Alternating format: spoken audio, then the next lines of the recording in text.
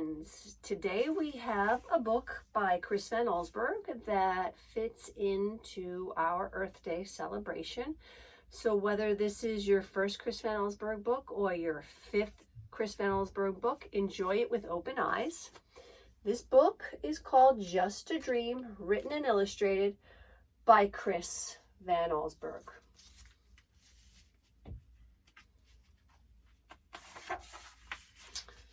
Beautiful title page.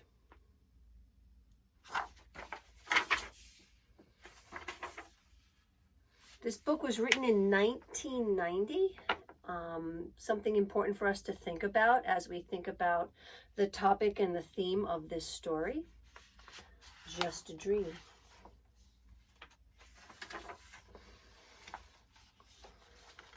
Okay, we have some beautiful illustrations.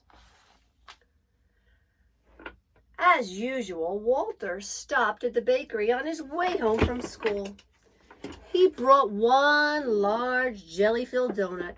He took the pastry from its bag, eating quickly as he walked along. He licked the red jelly from his fingers. Then he crumpled up the empty bag and threw it by the fire hydrant.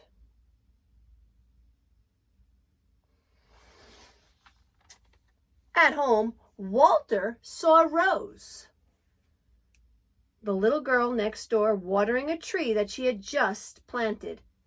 "It's my birthday present," she said proudly. Walter couldn't understand why anyone would want a tree for his present. His own birthday was just a few days away. "And I'm not getting some old plant," he told Rose.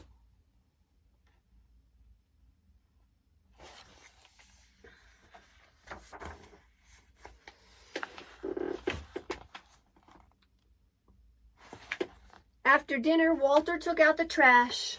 3 cans stood next to the garage. One was for bottles, one was for cans, and one was for everything else. As usual, Walter dumped everything into one can.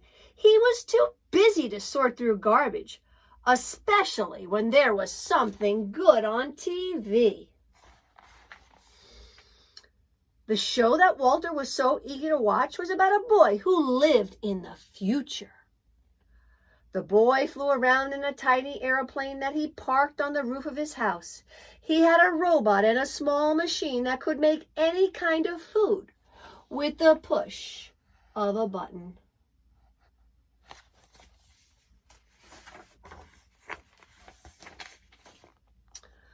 Walter went to bed wishing he lived in the future.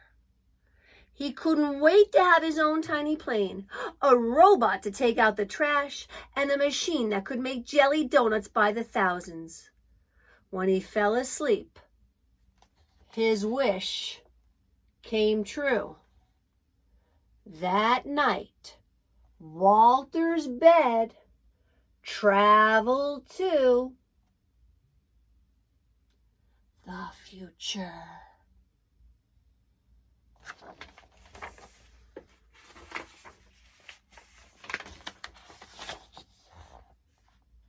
Take in this photograph.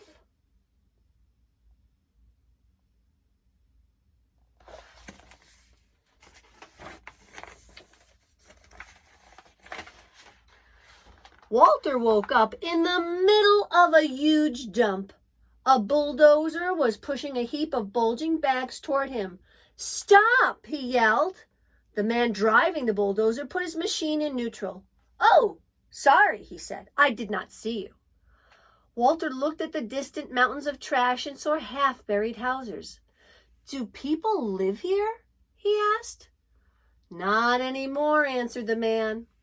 A few feet from the bed was a rusty old sheet sign that read Floral Avenue. "Oh, no," he gasped. He lived on Floral Avenue. The driver revved up his bulldozer. "Well," he shouted, "back to work." Walter pulled the cover over his head. "This can't be the future," he thought. "I'm sure it's just a dream." He went back to sleep. But not for long.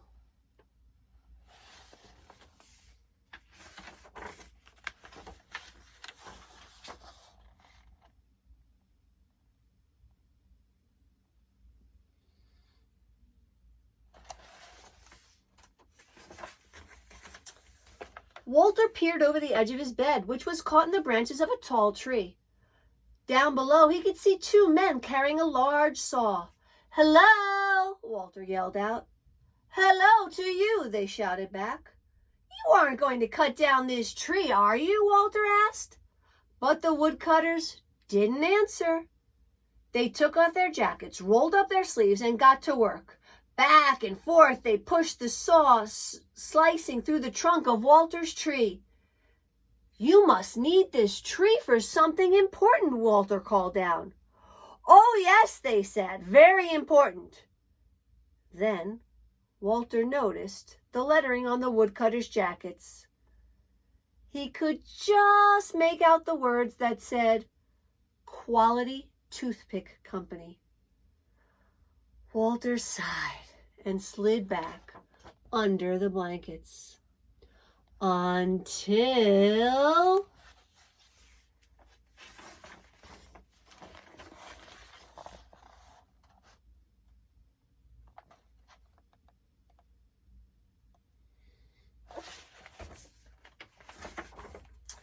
Walter couldn't stop coughing.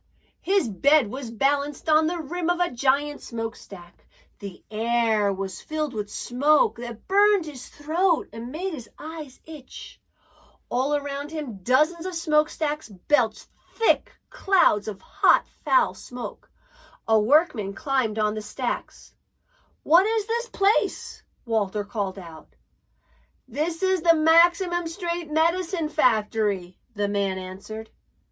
"Gosh," said Walter, looking at all the smoke. "What kind of medicine do they make in here?"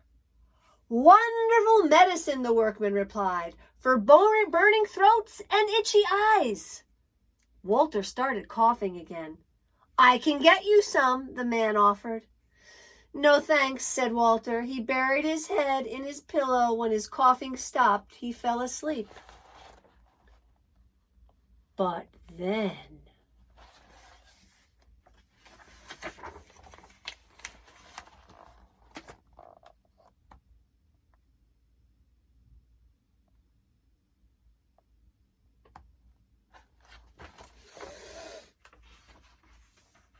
snowflakes fell on Walter.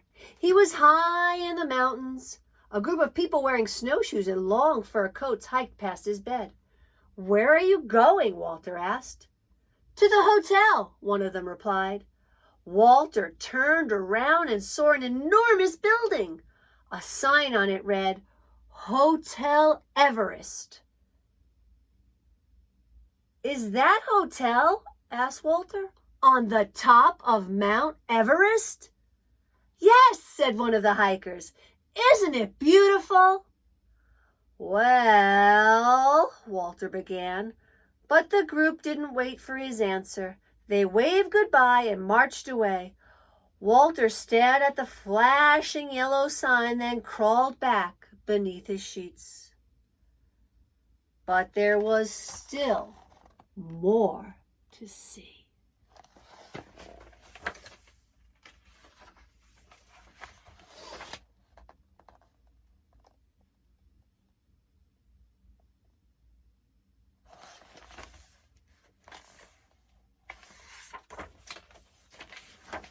Walter's hand was wet and cold. When he opened his eyes, he found himself floating upon the open sea, drifting toward a fishing boat. The men on the boat were laughing and dancing. "Ship ahoy!" Walter shouted. The fisherman waved to him. "What is the celebration for?" he asked. "We just caught a fish!" one of them yelled. "It's our second one this week." They held up their small fish for Walter to see. "Aren't you supposed to throw the little ones back?" Walter asked. But the fishermen didn't hear him. They were busy singing and dancing. Walter turned away. Soon the rocking of the boat put him to sleep, but only for a moment.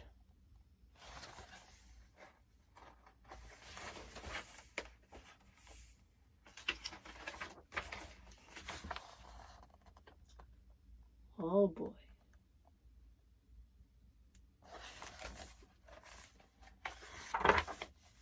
A loud, shrieking horn nearly lifted Walter off his mattress. He jumped up. There were cars and trucks all around him. Horns honking loudly, creeping inch by inch. Every driver had a car phone in one hand and a big cup of coffee in the other. When the traffic stopped completely, the honking grew even louder. Walter could not get back to sleep. Hours passed. He wondered if he'd be stuck in this highway forever. He pulled his pillow tightly around his head. This can't be the future, he thought. Where are the tiny airplanes? The robots? The honking continued into the night until finally, one by one, the cars became quiet as their drivers and Walter went to sleep. But his bed traveled on.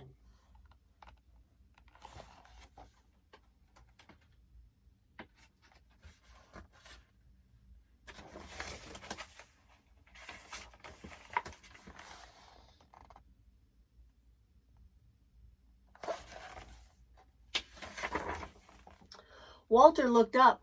A horse stood right above his bed, staring directly at him. In the saddle was a woman wearing cowboy clothes. "My horse likes you," she said. "Oh, good," replied Walter, who wondered where he'd ended up at this time. All he could see was a dull yellow haze. "Son," the woman told him, spreading her arms in front of him, "this is the mighty Grand Canyon. Of course," she went on, "with all this smog, nobody's gotten to look at it for years." The woman offered to sell Walter some postcards that showed the canyon in its old days. "They're real pretty," she said. But he couldn't look. Everything was foggy and dusty. "It's just a dream," he told himself. "I know I'll wake up soon, back to my room." But he didn't.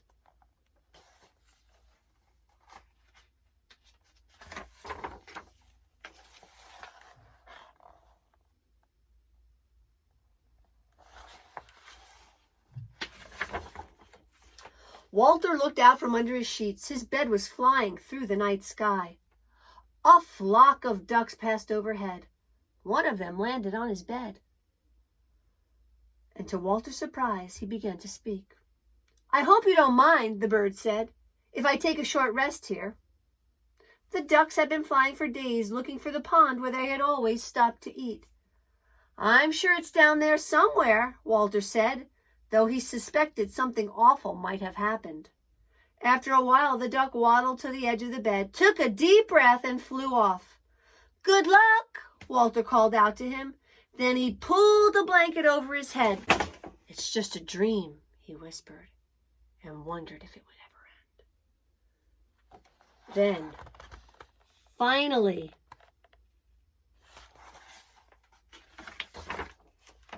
Walter's bed returned to the present. He was safe in his room again. But he felt terrible inside. The future he had seen was not what he expected. The robots and little airplanes didn't seem very important now. He looked out at his window at the trees and lawns in the early morning light. Then he jumped out of bed. He ran outside and down the block, still in his pajamas. He found the empty jelly donut bag he threw by the fire hydrant the day before. Then Walter went back home, and before the sun came up, he sorted out all the trash. A few days later, on Walter's birthday, all his friends came over for cake and ice cream. They loved his new toys, the laser gun set, electric yo-yo, and inflatable dinosaurs. "My best present," Walter said to them, "is outside." Then he showed them the gift that he had picked out that morning. A tree. After the party, Walter and his dad planted the birthday present. When he went to bed, Walter looked out his window. He could see his tree and the tree that Rose had planted on her birthday. He liked the way they looked side by side. Then he went to sleep, but not for long, because that night Walter's bed took him away again.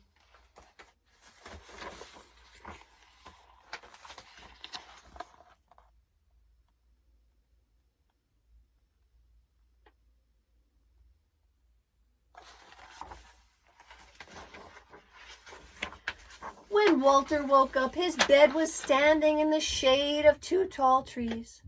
The sky was blue, laundry hanging from the clothesline flapped in a breeze. A man pushed an old motorless lawnmower. This isn't the future, Walter thought. It's the past. Good morning, the man said. You found a nice place to sleep. Yes, I have, Walter agreed. There was something very peaceful about the huge trees next to his bed. The man looked up, rustling leaves. My great-grandmother planted one of these trees, he said, when she was just a little girl. Walter looked up at the leaves, too, and realized where his bed had taken him. This was the future, a different kind of future. There were still no robots or tiny airplanes. There weren't even any clothes dryers or gas-powered lawnmowers. Walter lay back and smiled. I like it here, he told the man, then drifted off to sleep in the shade of the 2 giant trees, the trees he and Rose had planted so many years ago. Here's another picture. Glance at that picture. Another fantastic story written by Chris Van Allsburg. Enjoy your Earth Day.